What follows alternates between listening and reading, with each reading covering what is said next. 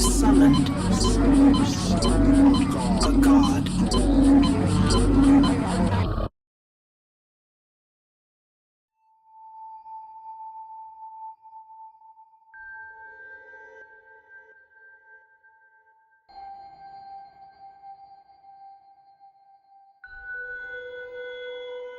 So another week, another massive gaming controversy.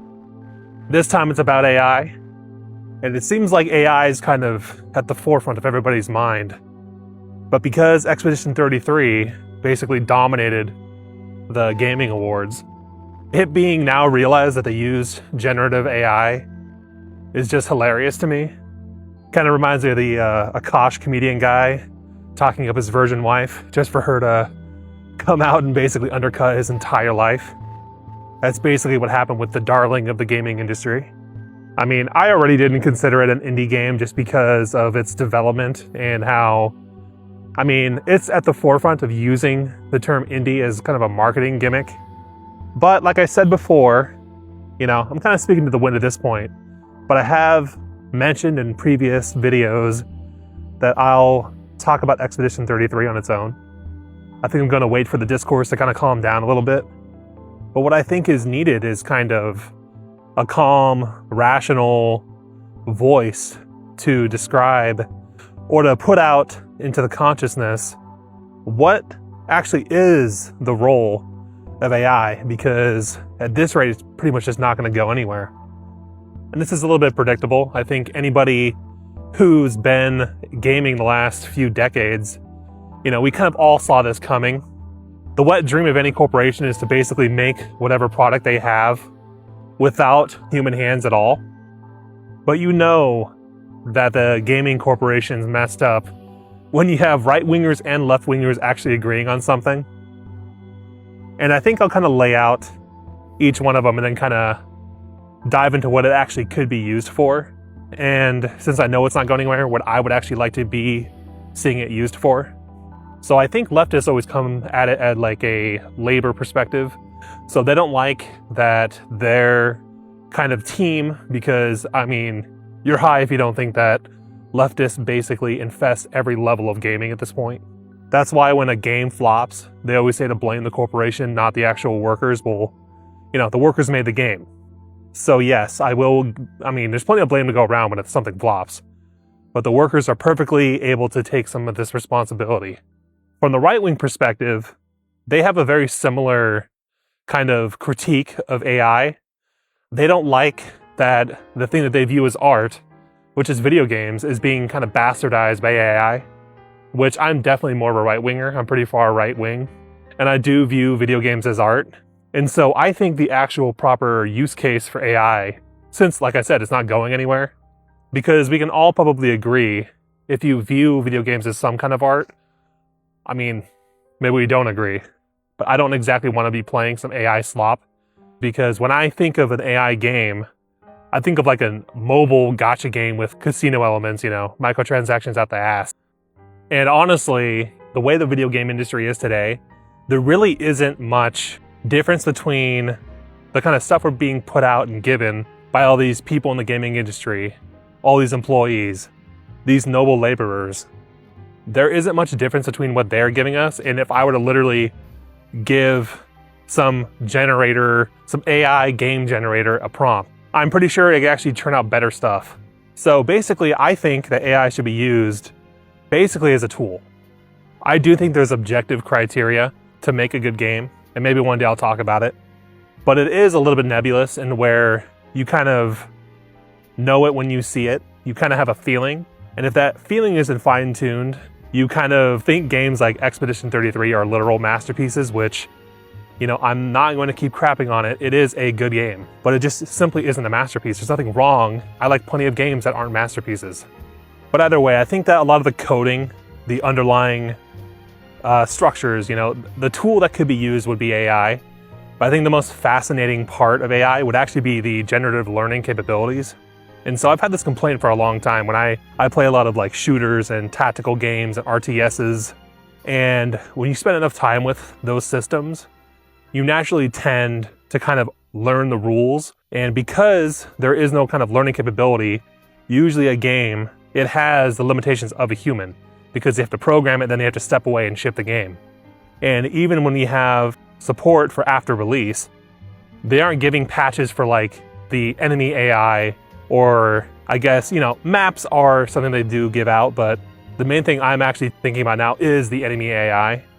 So if you had a system using generative AI or any kind of AI that learns, it would be cool to have kind of difficulty, especially in a game, like a tactical game, especially a shooter or RTS, where they actually learn from your runs, like a Dark Souls game where you use some kind of strategy and you win or lose. It learns from the kind of strategy and moves that you used, and it actually adapts. And I mean, depending on the game and the balancing and everything, it can either change the number of enemies, maybe the placement of enemies, how the enemies actually react to your strategy. Because people will find something that works and they'll kind of just stick with it. So that is very game dependent. And that's really the main tool I'd want them to use, I've been waiting for a real revolution in enemy AI. And, with the blue balls that they gave us for the Half-Life 3, I always kind of bet against an actual release of Half-Life 3 or an announcement. But for some reason, I did take a small dose, a maintenance dose of copium. But I know that the kind of general philosophy that they have over at Valve for something like Half-Life, they've stated multiple times that they want to use it as a kind of vehicle for innovation in the gaming industry. And so if they actually used Half-Life to show the capabilities and tools of some kind of AI system, whether that's physics or like what I want, it's on my Christmas wish list right now. I want a truly unpredictable and tactical AI in a shooter. So that would be amazing, especially because Half-Life 2, even to this day, the AI is very good. It is a bit simplistic and you can kind of guess, but something like a learning AI would actually be amazing in that type of game. And so another kind of tool I thought they might be able to use, as soon as I started hearing about them using AI, first thing I thought of was the kind of Diablo style games. They always have the randomized maps. And I think my biggest issue with AI today in kind of any respect is how primitive it is. And so it might take a little bit of while. And I actually don't believe that AI is going to be some revolutionary crazy thing. Basically think it's just a way for corporations to basically scam investor money and government money to go into their coffers. But if the promise is real, then people like me who have ideas for stories or whatever, and maybe this isn't a good thing, but with AI tools, you would literally proliferate, if they're advanced enough, the ability to make games in a way that we've never seen before. So you could have, for me, if I were to make one single game, it would probably be a kind of Halo-like shooter. And unfortunately, I won't be able to see the uncopywriting, the kind of Mickey Mousing of Halo in my lifetime. But maybe my descendants can actually use some of these advanced AI tools to create another type of Halo-spirited game. But I know there are a lot of really talented people who just might not have the complete package. And I don't know if there's any developers that even have, they don't have Nier the complete package, which is why they're pretty large teams a lot of the time. But if I'm a great game designer or a great artist, you could use AI theoretically to cover the rest of it. Cover your back for the things that you're not good at or that you're not as skilled at. And it's kind of funny because I'm pretty sure I have the pulse on exactly how these studios are using AI right now. And I'm sure some kind of internet autist will actually go and make a video that kind of explains exactly what these people are using it for. But yeah, I don't think a lot of these games being made using the Unreal Engine. I have not actually gone and looked, but I know that Expedition 33 and apparently the Halo upcoming remakes, they're both using them in a lot of different ways. And, I'm gonna make a wild guess, a little dart throw at the wall. But because this is such a standardized engine being used all over the place, I would imagine that AI could be used to kind of create base assets, even map layouts, especially something like the Halo remake, because, Halo has been so thoroughly analyzed. They could probably literally say, create a map that looks exactly like Assault on the Control Room or whatever. That way it kind of saves them from having to go through and modeling something that's, 20 plus years old. And not only do they get to do that kind of process faster, but they also get like a little hurrah from people who love Halo. They say, oh, you're being faithful, good job. It's like, bro, it's just an AI like prompt. But yeah, I guarantee you it's being used for assets, definitely animations. I think that was actually confirmed. I would assume a lot of the music is too, especially, you know, I'm not gonna accuse them of this, but you know, Expedition 33 had very classical music. And with, you know, I always assume that if something has enough references, it's like the perfect candidate for AI. Because as we know, it's never unique, it just kind of references other things. And I think especially for classical music, that's kind of stuff that's been studied and listened to for, you know, the hundreds of generations, dozens of generations, whatever. But yeah, I mean, I don't think this is going away, to be honest.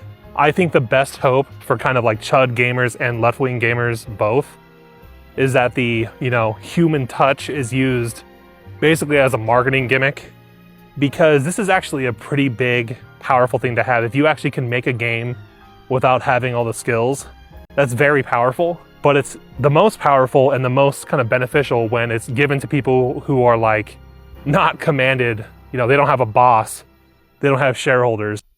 You know, I'll bring it back to Halo again. You can imagine what some of these modders could do.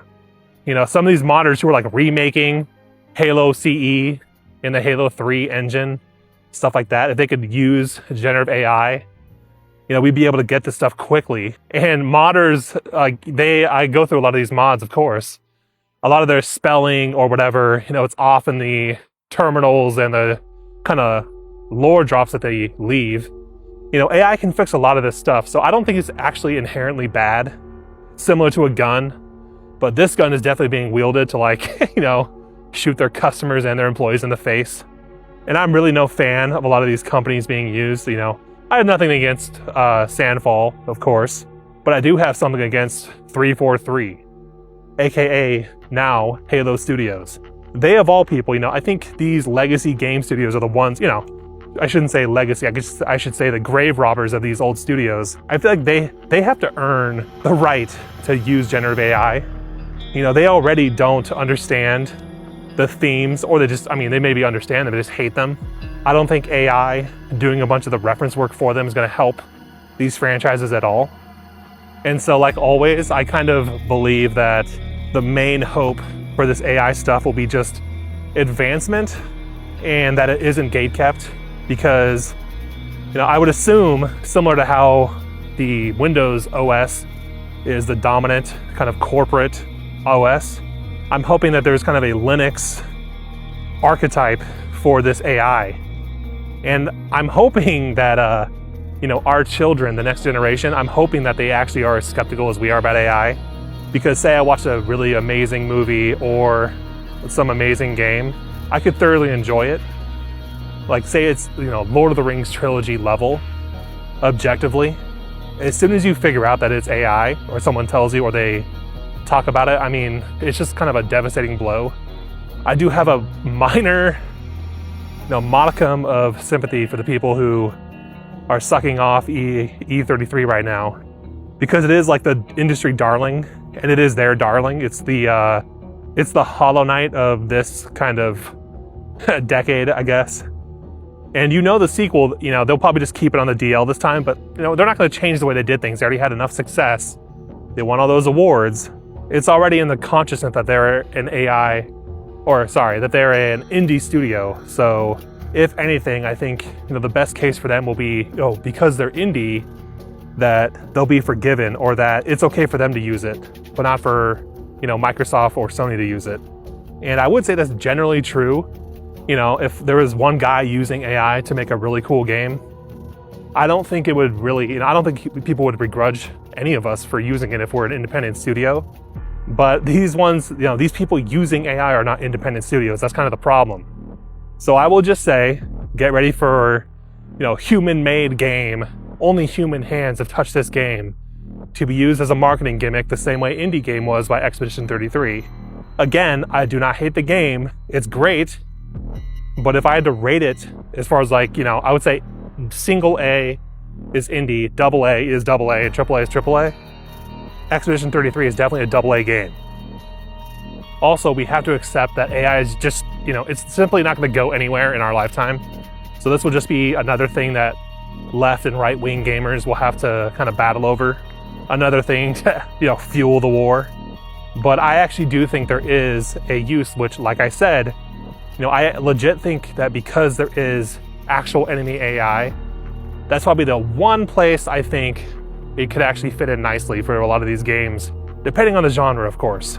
Because my dream for every game I've ever played is to have difficulty change more than just the stats. By the way, if you made it this far, I appreciate it. Merry Christmas, if I can upload this beforehand, but definitely a Happy New Year. Cheers, guys.